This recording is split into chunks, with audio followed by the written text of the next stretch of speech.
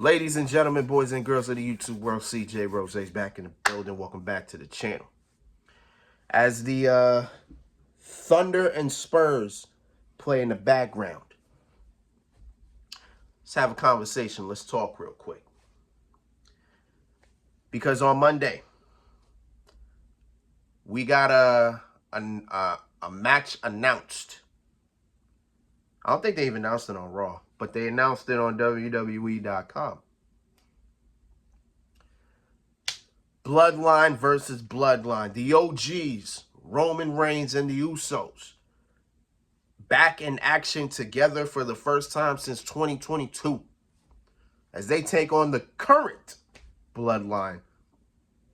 And Solo Sikoa, I'm assuming Tama Tonga is going to be in it. And I'm not sure if Jacob Fatu is going to be a part of this because, because of his whole situation. So I don't know if he's even going to be part of this. So it might just be Tonga Loa. Who knows? Like, I guess we'll find out come Saturday. All that jazz.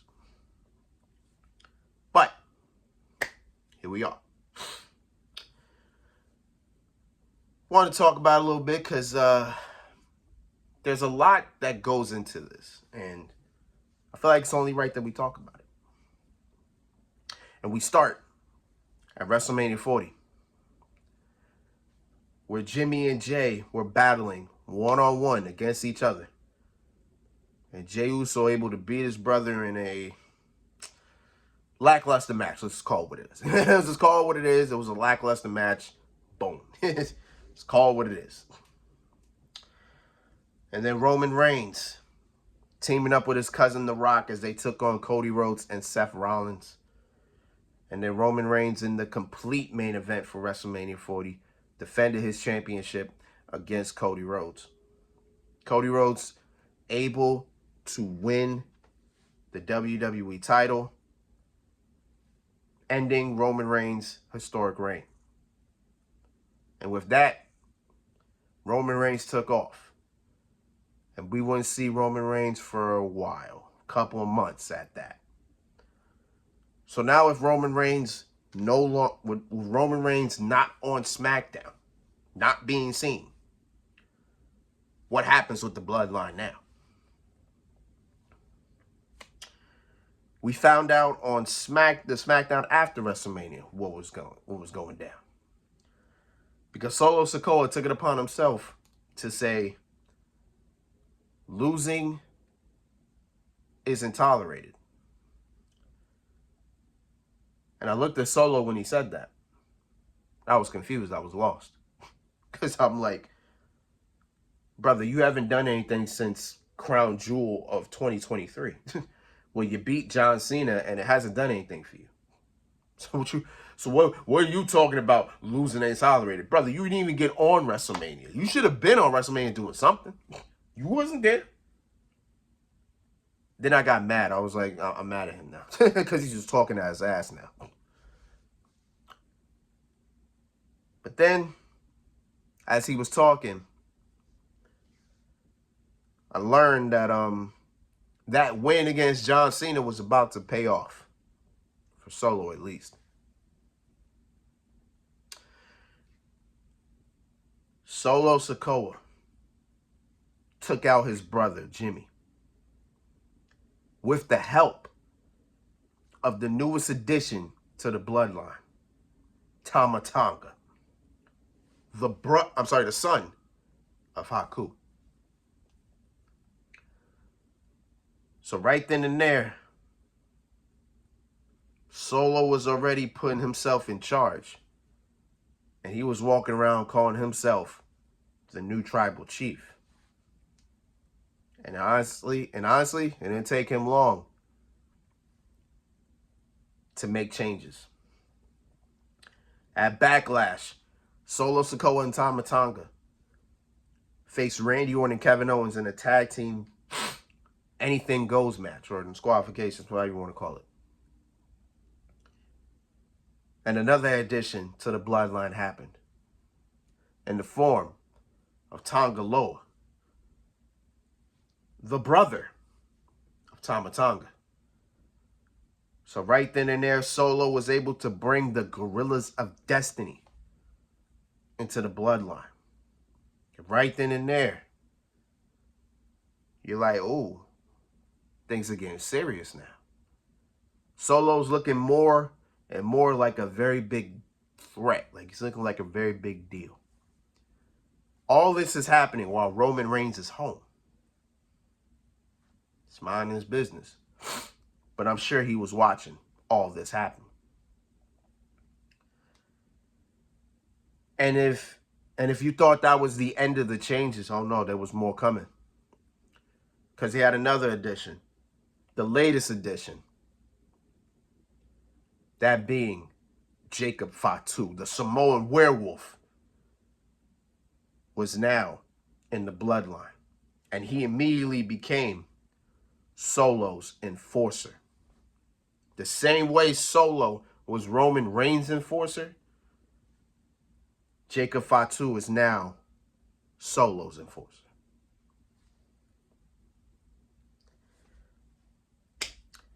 Now, Bloodline's looking serious. They're looking to take over SmackDown. But there was still one thing left. You had to get Paul Heyman on board. Solo wanted Paul Heyman to acknowledge him. Paul Heyman said, I love you, Solo, but I acknowledge that you are not my tribal chief. And those were the final words of Paul Heyman. We have not seen Paul Heyman since then. Because the bloodline took Paul Heyman out. And we haven't seen the wise man in a long time. I miss the wise man. I miss him very much. But now at this point in time, Solo is the tribal chief. He calls himself the tribal chief. He's got a gang with him. The Guerrillas of Destiny become the tag team champions. But Solo wasn't done there. He wanted more. He wanted the WWE title. He wanted to bring the title back to the bloodline. At SummerSlam, Solo Sikoa challenged Cody Rhodes for the WWE title. Solo thought he had it in the bag. Solo thought everything was good. Randy Orton and Kevin Owens neutralized the Guerrillas of Destiny. He neutralized the tag champs. But Solo still had Jacob Fatu. So Jacob Fatu made his impact. And Solo thought he had it. Until somebody made a return. Somebody pretty much made a statement.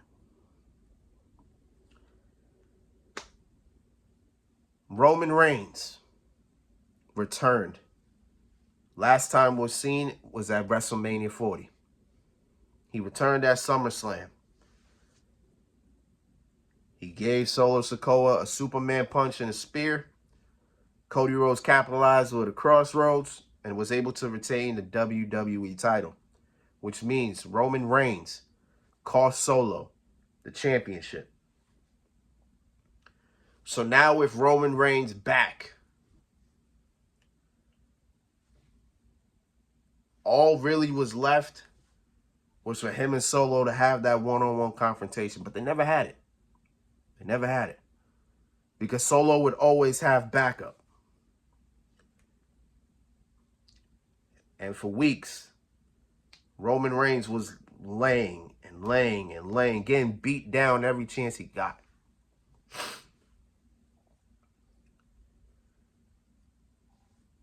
It was to a point where Roman had to swallow his pride. Suck it up. I know it's just sounding crazy, I know. He had to put his pride to the side. And he teamed up with the same man, that ended his historic title reign. Cody Rhodes. As they went on to Bad Blood to take on Solo Sikoa and Jacob Fatu. Jacob Fatu and Solo were in control. Solo was talking too much, though. But as he was speaking, there was a hooded figure on the outside of the ring. Hoodie on, bandana covering his mouth. Didn't take long for anybody to figure out, oh, look who it is. And with 2 super kicks, the reveal, Jimmy Uso returned. Jimmy Uso's back. He cost his brother the match. Roman Reigns and Cody Rhodes were able to get the win. So now things are looking up for Roman Reigns. He's got a little bit of help now. He's got Jimmy Uso. Jimmy Uso got his own gripe with Solo Sikoa. Solo was the one that took Jimmy out months ago. But Jimmy raised some good points. They needed help. Because at the time, it was still 4-on-2. So how were Roman and Solo going to get this done?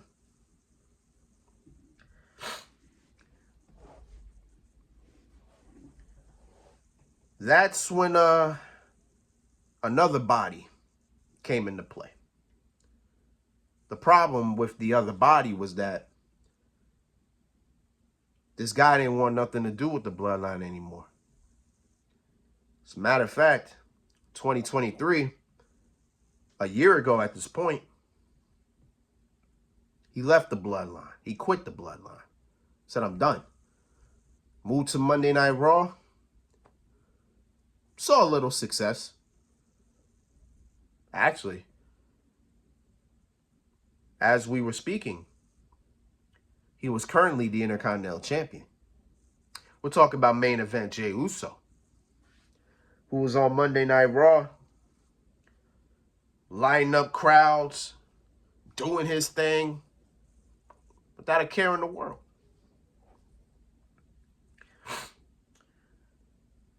Jimmy went to Raw, asked him, can you help? Jey Uso flat out said, get out of my face. We thought it would take a little longer for Jey to come around. Well, Jey kind of put this on himself. I'm being honest on that. Because on SmackDown the same week, he confronted the current Bloodline. He was trying to talk sense into his little brother, but you already know Solo wasn't hearing it. What made matters worse is that he provoked Jacob. I think he provoked Jacob Fatu. I'm sorry. I think he provoked him. Because Jacob Fatu was about to, he was about to give hands. He was about to give hands to Jey, but Solo's like, no, chill.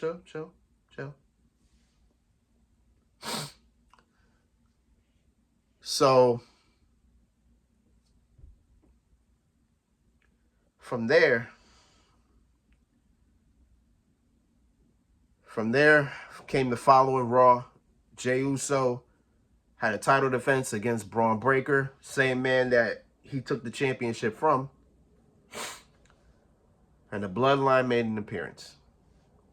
At the time, they were trying to convince Jey, just be on my side. Acknowledge me. That's exactly what I was saying, pretty much. Like, acknowledge me. That's all I want. It's just you to acknowledge me.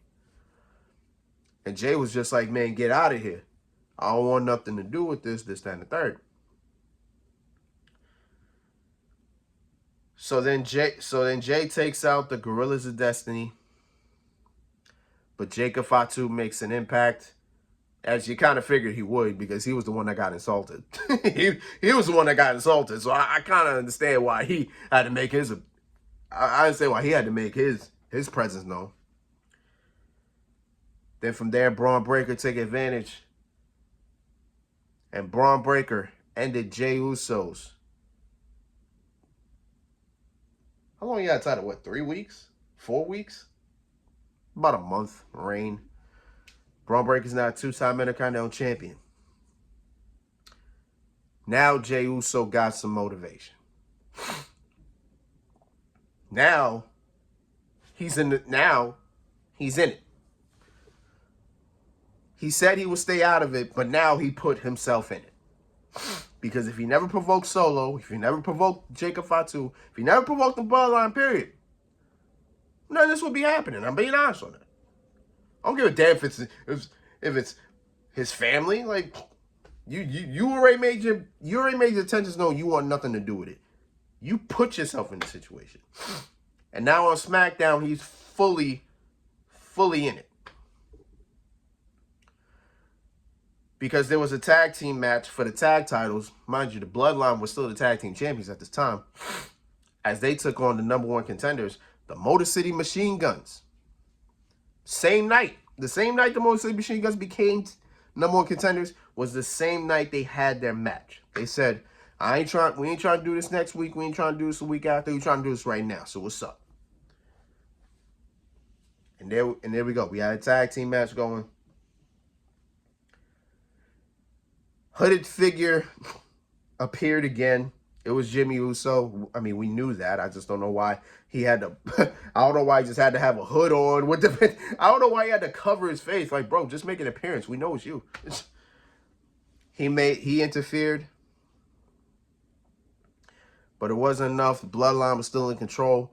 It wasn't until another hooded figure appeared. And this time it was Jey Uso.